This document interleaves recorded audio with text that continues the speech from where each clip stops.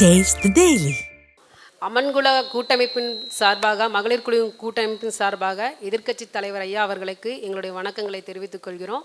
நாங்கள் அமன்குல கூட்டமைப்பின் சார்பாக 9 குழுக்கள் நாங்கள் வந்திருக்கோம். ஐயாட்ட எங்களோட கோரிக்கை என்னன்னு கேட்டிங்கன்னா, ஐயா அம்மாவோட ஆட்சியில் எங்களுக்கு சுழல் நிதி 20,000 ரூபா கொடுத்துட்டு இருந்தாங்க. தற்போது ஆட்சியில் அதை 10,000 ரூபாயாக குறைக்கப்பட்டது.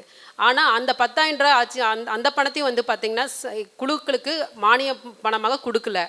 நிறைய குழுக்களுக்கு பெண்டிங் இருக்குது. அதை நாங்கள் உயர் அதிகாரிகள்கிட்ட போய் கேட்கும்பொழுது எங்களுக்கு சரியான பதிலும் கிடைக்கல.